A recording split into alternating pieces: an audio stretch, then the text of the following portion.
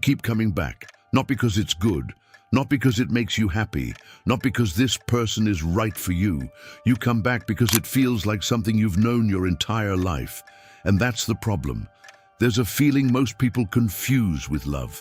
It's warm, it's intense, it pulls you in. It feels like recognition, like finally someone who gets it. But underneath that warmth is something else entirely. It's not love you're feeling, it's familiarity. And familiarity is not the same thing, not even close. Here's what actually happens inside the brain when you meet someone who feels this right. Your nervous system is constantly scanning, not for what's good, not for what's healthy. It's scanning for what it already knows. This is called pattern recognition, and it operates far below conscious thought. You don't decide who feels familiar. Your nervous system decides.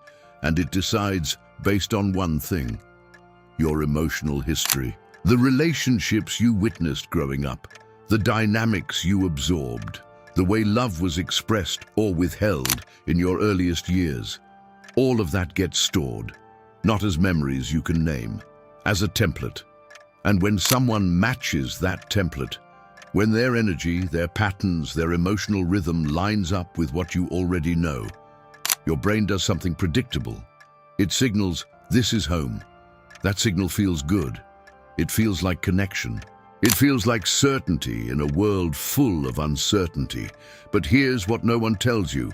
Home isn't always a safe place. For a lot of people, home was complicated. Home was inconsistent. Home was love mixed with distance, warmth mixed with unpredictability, connection mixed with confusion. And if that's what you learned love feels like, then that's exactly what your nervous system will look for. Not because you're broken, not because you don't deserve better, because that's how the brain works. It optimizes for the familiar, not the healthy. Think about a relationship that felt electric from the beginning. That immediate sense of, I know you. That pull that was hard to explain. Now think carefully about the pattern inside that relationship, the cycle of closeness and distance, the highs and the silences, the moments of warmth followed by withdrawal. Does any of that pattern feel like something older? Something you've felt before, not with this person, but somewhere earlier? Most people, when they sit with that question honestly, recognize it, because the pattern isn't new, it just has a new face. This is where it gets uncomfortable. The intensity you feel towards someone isn't proof that they're right for you. Intensity is not connection. Intensity is activation. When your nervous system recognizes a familiar emotional pattern, even a painful one, it responds with heightened arousal, increased attention, a sense of urgency. That urgency feels like passion. That activation feels like chemistry. But what's actually happening is simpler and more unsettling. Your system is recognizing something it already knows how to survive. Not thrive, survive. And it mistakes that recognition for meaning. If this resonates with you, it's worth paying attention. Subscribe if you want more conversations like this, and tell me in the comments what stood out to you. Now here's the part most people never reach. Because once you understand that the brain seeks familiarity, the obvious question becomes, why would it seek painful familiarity?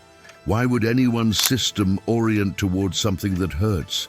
This is where the psychology gets precise. There's a concept called repetition compulsion, first described in psychoanalytic theory, but now supported across multiple frameworks in psychology. The basic idea is this: the mind doesn't just remember unresolved emotional experiences, it tries to replay them, not to suffer, to master. If you grew up with a parent who was emotionally unavailable, someone whose love felt conditional or inconsistent or hard to reach, a part of your system formed around that experience. And that part carries a question it never got to resolve. Can I earn the love of someone who's hard to reach? So when you meet someone who's emotionally distant, who gives warmth in doses, who's present sometimes and gone other times, something in you activates. Not because you want pain, because you recognize the game. And somewhere underneath awareness, there's a belief. This time, I can win it.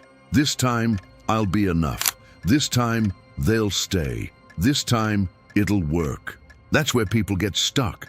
Not in the relationship itself, in the loop underneath it, the loop that was running long before this person showed up. And this is the part no one notices. The relationship becomes less about the other person and more about the unresolved story inside you. You're not just attracted to them, you're trying to finish something through them.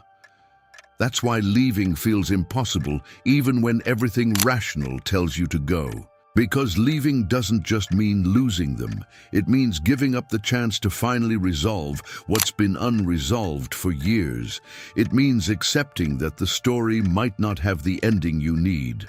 And that acceptance, that grief, is far more painful than staying in a difficult dynamic. So you stay, not because they're right for you, because leaving requires confronting something much older and much deeper than the relationship itself. This is where the confusion comes in. People say, I don't know why I keep going back, but they do know. They just haven't named it yet. They go back because the discomfort of that relationship is a discomfort they understand. They know how to navigate it. They know how to survive inside it. The unknown, a relationship that's actually calm, consistently warm, emotionally available, that's what feels strange. And strange is what the nervous system treats as wrong, not dangerous, not bad, just off, unfamiliar. So when someone healthy shows up, someone without the push and pull, without the emotional volatility, without the cycle, it can feel flat, boring even. Not because it is, because your system hasn't learned yet to read safety as something desirable. It's still reading activation as love, still confusing urgency with depth, still mistaking longing for connection. This is where the pattern locks in. Because if calm feels wrong and chaos feels like home, the pull toward painful familiarity becomes almost automatic, not a choice, a reflex. You meet someone chaotic and something lights up. You meet someone stable and something shuts down. And you spend years wondering why love is so hard to find, when what you're actually looking for isn't love, it's the feeling you already know. Now, and this is important, none of this means you're doomed to repeat it forever. The pattern is not permanent, it's learned, and learned things can be unlearned, but the first step isn't action, the first step is recognition. Seeing the pattern clearly, not with judgment, but with precision. Understanding that the pull you feel isn't evidence of love, it's evidence of familiarity. Understanding that intensity is not depth, that chemistry isn't always compatibility, that the relationship that feels most alive might be the one activating old wounds, not building something new. There's a specific moment that matters in all of this. It's the moment you stop asking, why does this feel so right? And start asking, why does this feel so familiar? Those are different questions. They lead to completely different answers. The first question keeps you inside the experience. The second question lets you step outside of it and see the architecture underneath. And once you see the architecture, you can't unsee it. That's not always comfortable, but it's the beginning of something different. Here's what this comes down to. The feeling you've been calling love, the one that pulls, that aches, that keeps you going back, that feeling is real. The intensity is real. The longing is real. The pain is real. But what it's pointing to isn't necessarily the person in front of you. It's pointing to something older, something unresolved. A pattern that got installed before you were old enough to question it. And the most important thing you can understand about that pattern is this. It doesn't mean you were loved badly. It means you learned to love inside conditions that were complicated. And now those conditions feel like love itself. The work, if there is work to do, isn't about finding the right person. It's about recognizing what right actually feels like to your nervous system and asking whether that signal is trustworthy. Sometimes it is.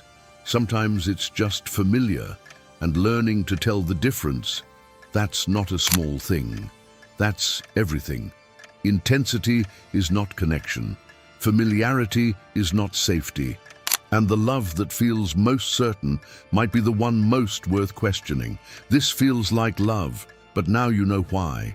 And knowing why is where it actually starts.